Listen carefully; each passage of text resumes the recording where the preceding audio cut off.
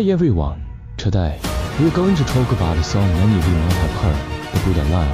This content is brought to you by the Australia Buddha Path Association. You know, when we usually listen to music, we often just focus on the melody and the feel. Right, but have you ever considered that a seemingly simple song might hide a profoundly deep wisdom? Could it be that we've only been listening to the surface and missed what the song truly intends to say? How remarkable is this song?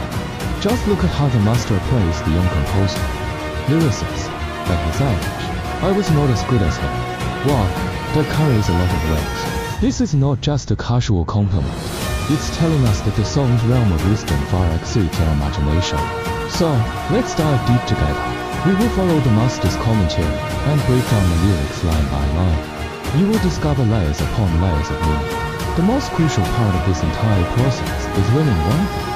How can we truly grasp the original meaning instead of misinterpreting it with our own preconceptions? One the core concept, the Buddha Lamp. First, we start with the song title, the Buddha Lamp, which is the key of keys. The master explains that this does not refer to a physical lamp that our eyes can see. No, it is a metaphor for the Buddha's wisdom. See, just getting this core concept right changes the entire flavor of the song. So, the song opens by singing, light a Buddha lamp to illuminate the path of return. The master immediately points out that this path of return does not mean the way back home. It refers to your entire path in life. Only when you ignite the inner lamp of wisdom can you look back clearly, see how you've walked this journey, and understand the causal thread of life's experiences. To the crucial mistake, why we miss the real meaning. This next part is arguably the most central idea of our show. Why do we often only see the surface? And why is this approach inherently risky? Understanding this is the key not only to comprehending the master's teachings, but to grasping full wisdom. Let's look at the lyric. Facing the Buddha lamp, close your eyes and meditate. It sounds straightforward. Right, just close your eyes and think. But if our understanding stops here, we've missed the most important thing. This is interesting. When the disciples first heard this line, their immediate reaction was, I know, this is talking about entering Chen meditative absorption.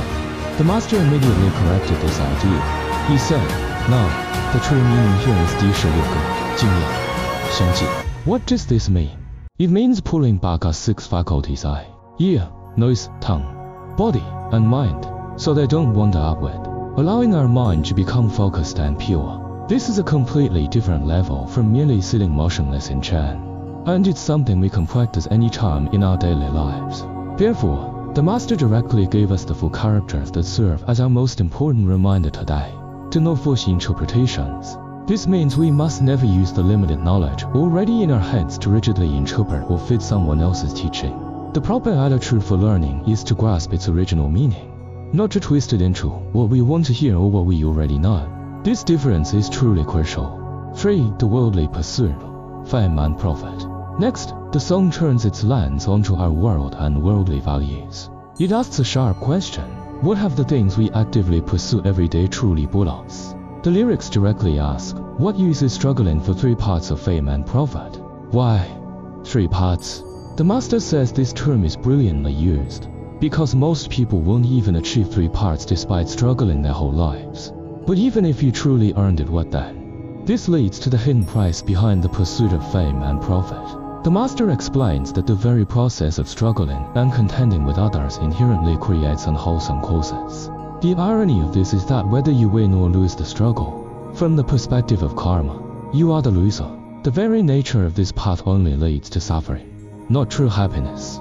This brings us to the real meaning of the following line. Peaceful repose on the couch. This peaceful repose is definitely not just about sleeping well at night.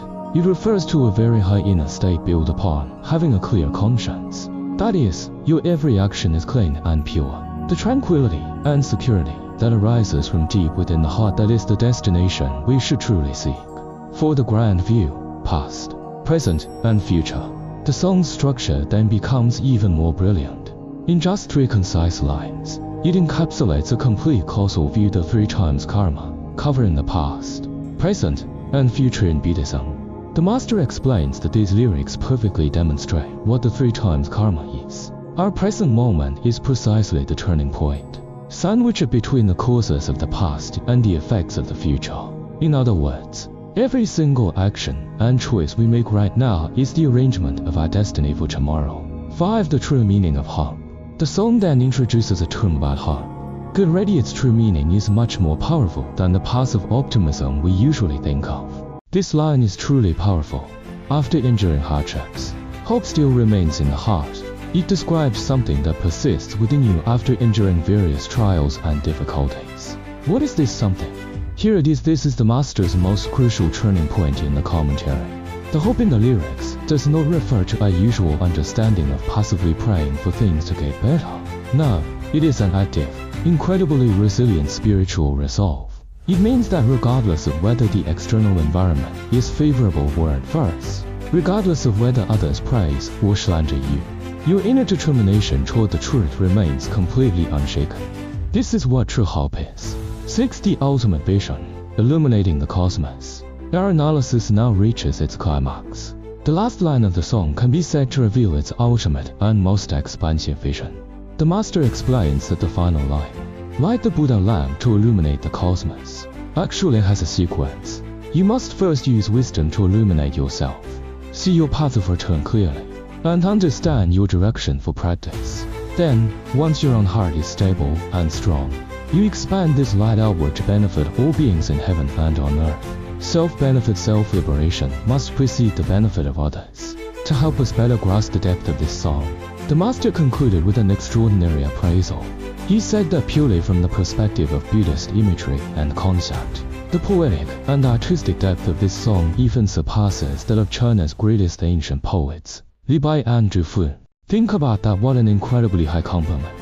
So, after going full circle, the final question returns to each one of us. When we encounter any teaching of wisdom, do we merely stop at listening to the melody or skimming the text surface? Or are we truly willing to quiet our minds, delve deep, and grasp the original, unaltered truth? Perhaps this song is truly a lamp. It doesn't just illuminate the path of return. It shines a light directly onto our own hearts. Thank you for watching.